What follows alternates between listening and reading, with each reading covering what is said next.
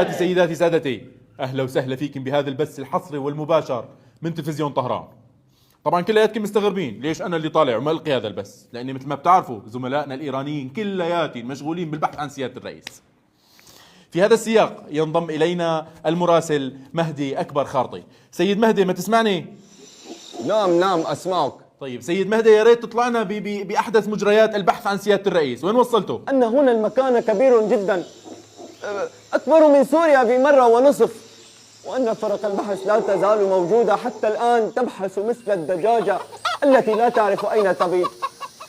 أقولها لكم بالشرمحي بالفارسي، نحن لا نعرف رأسنا من قدمينا. نعم.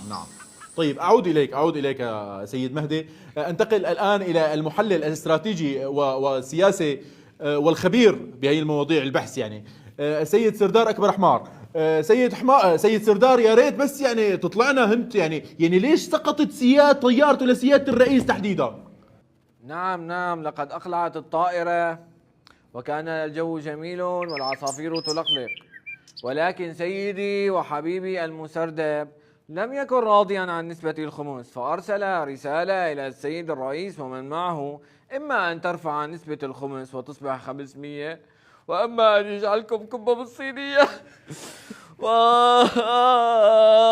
يا أبا عبد الله الحسين.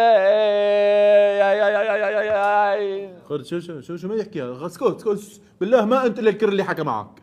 أعود إليك بعد قليل. سيد خارطي، هل ما زلت تسمعني؟ في الحقيقة أن هنالك أصوات كلاب من حولي، فلا مانع من سماع صوتك. أيلي، طيب رح مرق لك إياها. طيب ما وصلتوا لطرف خيط يعني أو حفة حيط؟ شو ما وصلتوا ولا شيء ولا نتيجة أبدا؟ إن شاء الله نلاقي بس عظمة وحدة منه صار. فكما تسمعون أصوات الحيوانات بأن لديها وليمة جديدة، وأظن أن الرئيس قد التهم مثل الفطيلة.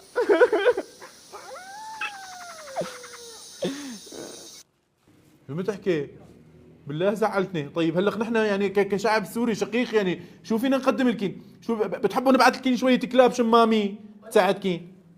في الحقيقة هنالك كلاب وخنازير من حولي ومقتربون. شو حالك؟ الو مهدي، سيد خارطي ما تسمعني؟ يبدو اننا فقدنا الاتصال مع السيد خارطي، وانتم كمان الله يصلحكم. واحد بيضوع قداحه، بيضوع فردة صرماي، مو بيضوع رئيس دولي. ايلي، وبعدين هلق من وين نجيب حلفاء نحن؟ لعنة الله بقرعتكن، واحد يقول للثاني. شو حالكي؟ شو متأكد؟